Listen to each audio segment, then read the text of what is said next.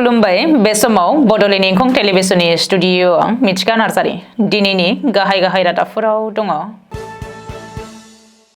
बर' थुनलाइ आफादनि 65थि बोसोरसालिया जथुम्माखौ खुंफुंनो बानजाय आफादखौ बिजनियाव दाबाय। पश्चिम बंग रायजो एबसुआनो बेंगलनि बर'फोरनि जेंनाफोरखौ आबुङै सुस्रांनो जेब्लाबो सरकारखौ नारसिननांगोन बुंदों खनीन्द्र बसुमतारी। बाक्सा जिल्ला एबसुआ बडलेण्ड सोमावसारनाय सान फालिदों।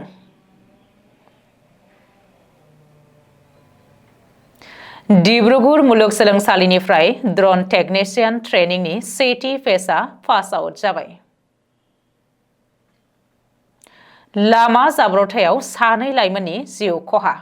सराइबिल बिटिसि बियाबाव इएम राकेश ब्रह्मआ गं 100 साइकेल रानदों। दानिया फैदोनि आबुं रादाबाव।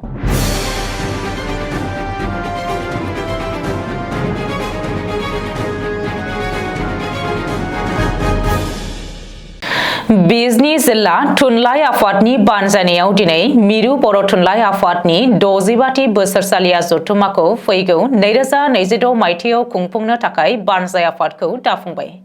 बिजनी नोगोरनि महकुमा बिजाब बाख्रिनि नब्लाङाव खुंफुंजानाय बे हाबाफारिखौ दैदेनदोंमोन गागि आफादगिरि नागेश्वर गयारिया।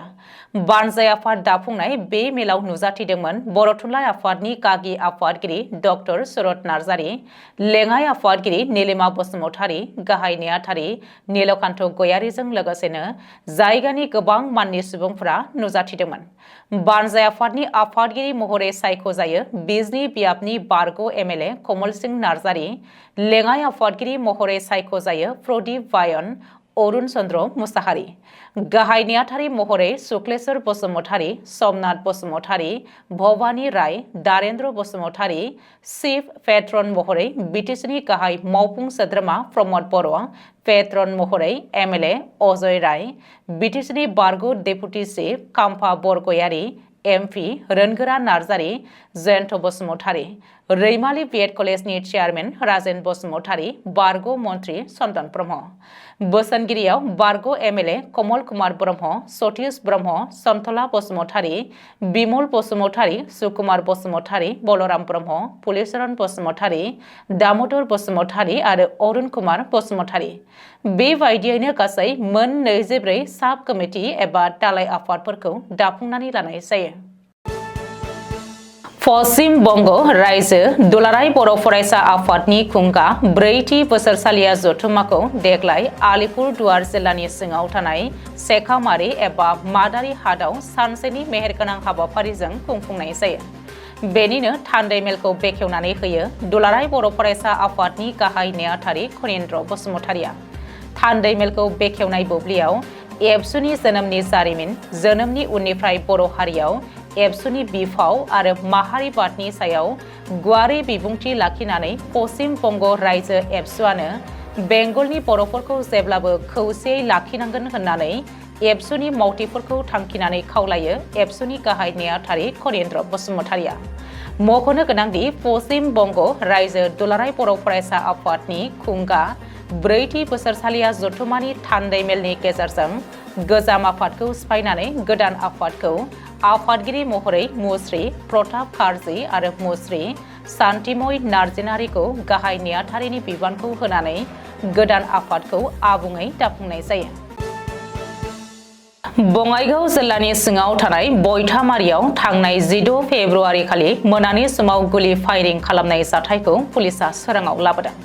मिथिनो हानाय बायदिब्ला बयथामारियाव थानाय एमएस आब्दुल स्टरनि बिगोमा आब्दुल सालामनि सायाव माखासे दुथांफोरा बाइकजों फैनानै गुलि गावदोंमोन। बे गुलि गावनाय जाथायाव खुनुरुखुमै खारखोमानानै गावखौ रैखा खालामनो हादोंमोन एमएस आब्दुल स्टरनि बिगोमा आब्दुल सालामा। बे जाथायनि उनाव बङाइगाव एसपिआ गोख्रों सिग्रोमनायनि गेजेरजों गुलि गावनायजों सोमोन्दो गोनां 4 दायनिगिरिखौ खानो हायो। खाजानाय 4 दुथांफोरखौ फारियै राइजुद्दिन मुल्ला, तफिलुद्दिन, शाहिदुल इस्लाम आरो हजरत आली होननानै सिनायथिदों। दिनै 2 मार्च थामहिनबा बड'लेण्ड सोमावसारनाय सान मिरु एबसुनि बिथोन बायदियै आसाम आरो बिटिआर ओनसोलनि दाब दाब जिल्लाजों लोगोसेनो दखरा आफादफोराव फालिनाय बायदि बाक्सा जिल्ला एबसुआ सुबनखाता दखरा एबसुनि मददजों सुबनखाता दखरा आफाद मावख'नि लांगोनायाव सानसेनि मेहेरगोनां हाबाफारिजों फालिदों बड'लेण्ड सोमावसारनाय सान।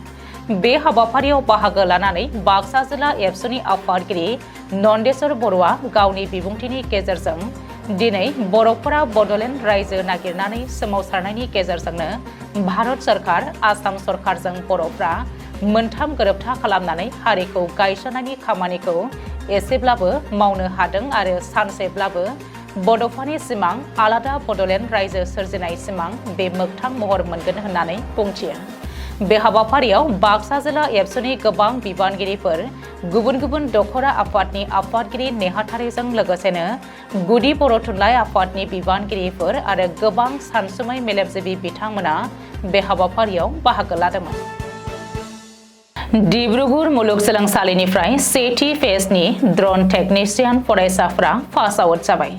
प्रधान मन्त्रि कौशल योजना 4.0 नि जोहै north east centre for technology application and रिसार्चनि बानजायनायाव सानबानि हाबाफारिजों 24 फेब्रुवारिनिफ्राय 28 फेब्रुवारिसिम सानबानि हाबाफारिजों बे ड्रन टेकनिशियान सोलोंथाइखौ होनाय जादोंमोन।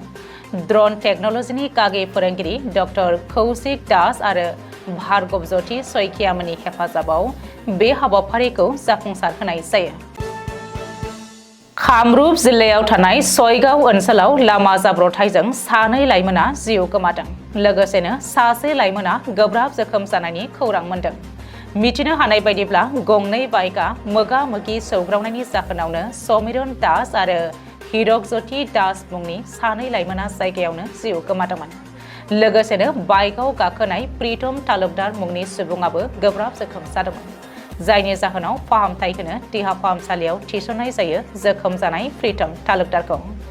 मख'नो गोनांदि थांनाय फेब्रुवारि दानावबो गुवाहाटी उलुबारियाव थानाय बि बरुवा कलेज साखाथिनि फ्लाइअभाराव गंनै बाइक जाब्रबथायजों सानै लाइमोना जिउ खहा जानायजों लोगोसेनो सासे सुबुङा गोब्राब जोखोम जादोंमोन। जायनि जाहोनाव राकेश दास आरो परमेश्वर देखा मुंनि सानै लाइमोना जिउ गोमादोंमोन।